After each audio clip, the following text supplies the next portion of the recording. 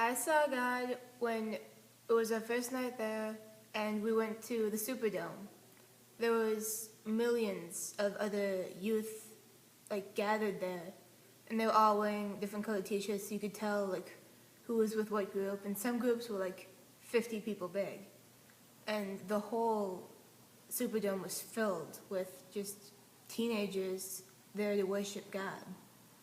It just blew me away that there were that many people there to help out the citizens of New Orleans and just do the Lord's work.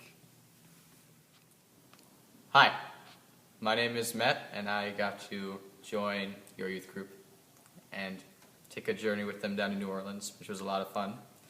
And hopefully the picture is up, and if it isn't, the picture that I submitted, I saw God in that picture.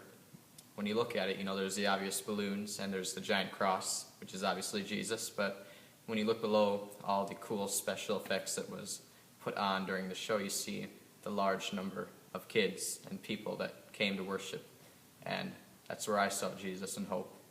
Large number of people coming to celebrate him, so yeah. Hi, I chose this picture for a couple of reasons. This is one of the staging areas in the Superdome for our Practice Justice Day, where approximately 1/3 of the 30,000 youth that came to the youth gathering were awaiting bus rides out into the community. The staging area was very orderly, and the youth were entertained by more young people performing spiritual songs. And when the band and the singers took a break, there was inspiring testimonials shown on the screen on stage. And so for the most part, in my opinion, the stage was being set, so to speak, for the youth to go and do God's work. And you could see it on their faces. You could see it in their attentiveness, and you could feel his uplifting presence and the hope he was bringing. And that's where I saw God that day. And I was both impressed and amazed at the experience. Although this doesn't really involve doing any manual labor, I saw God's work being done pretty much everywhere that I went in New Orleans. One particular instance that I remember is when this man, we were walking down the street, touring around, and this man, he walked up to our group, and he stopped, and he turned to us, and he just said how much he appreciated what the ELCA youth was doing in New Orleans, and him saying that to us, it really opened my eyes to all the work that was put into this gathering and how many people really banded together to make it possible. And that to me was like magic, and it could only have been performed by God's hands. I saw God when we were walking through the rain. It was just a miserable day. We had just gotten stuck in the room for an extra 45 minutes, and we just got out and we just wanted to go back to the hotel room, but lack of communication led to us walking to a beignet place that we looked up on the ceiling, and there's a bunch of bugs stuck to the ceiling, and Emily was crying and saying she missed her mom because her phone was broken. It was just a very confusing day, but we sat down for beignets, and I took the picture, and I was trying to be funny so that everybody else could actually laugh because it was a pretty crappy day. So yeah, and then we got back to the hotel room and everything was okay. Down in New Orleans at the youth gathering, I saw God the very first night in the Superdome.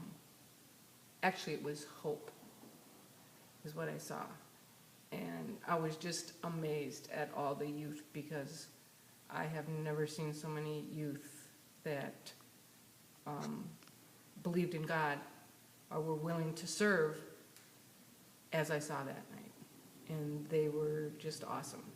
And the whole scene inside the Superdome with the music and the speaker that we had that night. It was just nothing I had ever seen before. And it gave me hope in our world that we still have young people that are willing to declare that God is in their life. I saw God's work in New Orleans at the airport on our way back home. We were waiting to board our plane, and a lady walked past us. She had her hands full, and she dropped her soda. Matt went and cleaned it up, and I saw God's work through Matt, because it's not every day that a teenage boy would go and clean that up. I saw God's work through on our Practice Justice Day. We went to help a lady build a garden, and she tried helping us out by giving us water bottles and helping us build the garden. And I saw God's work through that, because sometimes she tried helping us when she couldn't even help herself. I saw God down in New Orleans through the determination of the kids while we were building the above ground gardens for the people down there for Justice Day. We could have taken breaks because it was hot and muggy, but people didn't want to because they just wanted to get it done so the person would have the garden faster. And it was just amazing because mostly you see teenagers as those lazy people who sit on the couch all the time. But like the teenagers there were really working hard, and none of them wanted to take a break. They all wanted to get it done just for this person.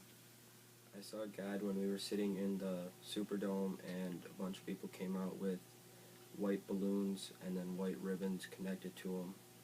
And I saw God there because he was showing us the way of worship and explaining how to worship God. I saw God in New Orleans on the day when we had our service project. We were building gardens in a local neighborhood in New Orleans in a resident's backyard. And I saw God in that day when we were kind of thrown together with different groups of people from all over the country. We were working with a group from California and a group from North Carolina.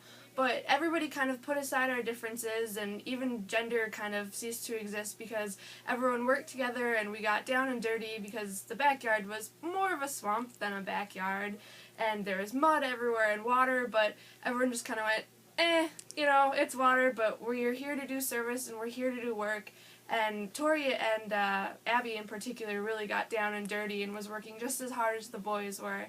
And I saw God when everybody worked together and social lines and gender lines ceased to exist and we could all coexist.